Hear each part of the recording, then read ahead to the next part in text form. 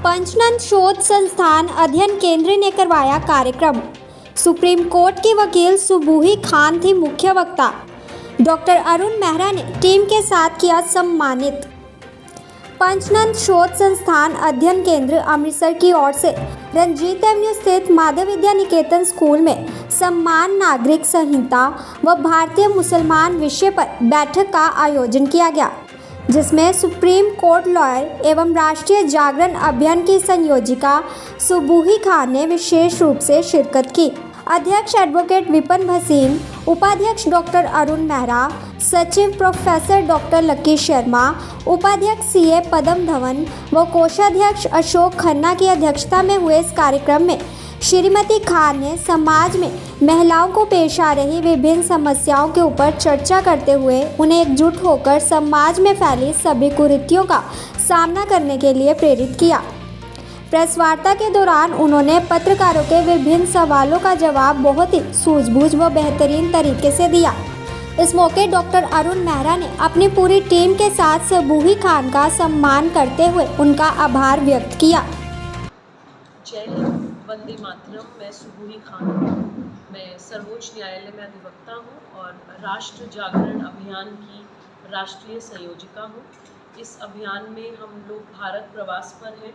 भारत के सम्मुख क्या क्या चुनौतियाँ हैं और उन चुनौतियों का सामना हम लोगों को किस तरह से करना है, इस ओर हम लोग काम कर रहे हैं। पंचनंद शोध संस्थान की अमृतसर ब्रांच के द्वारा हमें आमंत्रित किया गया कि हम यूनिफॉर्म सिविल कोड पर जो भ्रांतियाँ हैं उनको दूर करने के लिए यहाँ पर आए। तो आज मैं यहाँ अपनी टीम के साथ उपस्थित हूँ और हम लोग यूनिफॉर्म सिविल कोड पर एक विस्तृत चर्चा करेंगे। कुछ विषय ऐसे होते हैं जिनको आप अगर एक चश्मे से देखें तो आप उनको नहीं समझ पाएंगे। जैसे सीए एनआरसी भी ऐसा ही एक विषय था, उसी तरह का विषय है यूनिफॉर्म सिविल कोड। कुछ विषय ऐसे आयोजन किया है पंचनंद शोध संस्थान ये तय करेगा कि इसको पब्लिश कराया जाए या उसका आगे किस तरह से उपयोग करना है। जो भी आज कंटेंट निकल के आएगा इस संवाद सत्र के बाद, तो आई थिंक इसका जवाब तो बेहतर अरुण जी ही दे पाएंगे। समाज में मुस्लिम लड़कियों के साथ बहुत अन्याय हो रहा है, ये हम सब जानते हैं। तो उसके विषय में आप क्या कहते हैं? जी देखिए, बहुत बड़ा दुर्भाग्य है कि जब इंडियन सिविल कोड की बात आती है तो ये नरेटिव बनता है समाज में कि मुसलमानों के खिलाफ ये कानून। मैं एक वकील भी हूँ, मैं एक महिला भी हूँ और मैं पंथ से मज़हब से मुसलमान भी हूँ।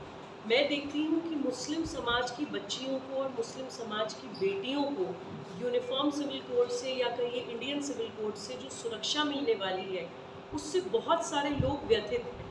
वो लोग परेशान हैं जो मुस्लिम बेटियों का शोषण करना चाहते हैं। वो लोग परेशान हैं जो सिर्फ़ और सिर्फ अपने निजी हित साधने के लिए मुसलमान बच्चियों का इस्तेमाल करना चाहते हैं।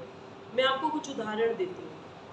हम लोग जब राष्ट्रीय जागरण अभियान में प्रवास करते हुए पहुँचे हैदराबाद, तेलंगाना, तो वहाँ हमें पता चला कि अरब से 70-70, 80-80 साल के बूढ़े शेख आकर 12-12 साल की बच्चियों के साथ निकाह करते हैं और उस निकाह को उनके नाम दिया है मिस्यार निकाह। आप लोग अगर गूगल पे भी डालें, मिस्यार निकाह का लिटरल ट्रांसलेशन होता है ट्रैवलर्स मैरिज, यानी कि यात्री मैरिज। जितने समय वो यात्रा चलती है उतने समय वो निकाह चलता है। वो शेख उस यात्रा के बाद अपने देश चला जाता है, हमारी बच्ची का शारीरिक शोषण करके चला जाता है और बच जाता है शरिया लॉ के नाम पर। वो लोग ये कहते हैं कि शरिया लॉ में किसी भी बच्ची की age of puberty is age of marriage, यानी कि अगर आप किसी बच्ची को पीरियड्स होने स्टार्ट हो गए, मासिक धर्म होने स्टार्ट हो गए, तो वो शादी के लिए तैयार है। आप बताइए, आज हार्मोनल चेंजेस हैं, आज क्लाइमेटिक चेंजेस हैं, 10-10, 11-11 साल की बच्चियों को पीरियड्स हो जाते हैं। तो क्या छोटी बच्ची को, मतलब एक माइनर बच्ची को आप निकाह के नाम पे शारीरिक शोषण कर सकते हैं? और उससे भी बड़ी बात यह है कि भारत में एक पॉक्सो एक्ट है। पॉक्सो एक्ट छोटे बच्चों के साथ सेक्सुअल ऑफेंस को बहुत ही सीरियस दंडनीय अपराध मानता है। 10-10, 20-20 साल की सज़ा होती है, लाइफ इम्प्रिजनमेंट तक की सज़ा होती है। कुछ केसेस में तो, रेयर केसेस में, डेथ पेनल्टी तक का प्रावधान है। हमारे देश में विदेशों से लोग आकर हमारी बच्चियों का रेप करके चले जाते हैं और शरिया लॉ के नाम पे बच के चले जाते हैं। वो एक लोकतांत्रिक देश में, एक संविधान से चलने वाले देश में 21वीं सदी में क्यों हो रहा है? ये आवाज़ तो मुझे लगता है कि पिछले 70 सालों में उठ जानी चाहिए थी कि भारत की बेटियों के साथ हम ये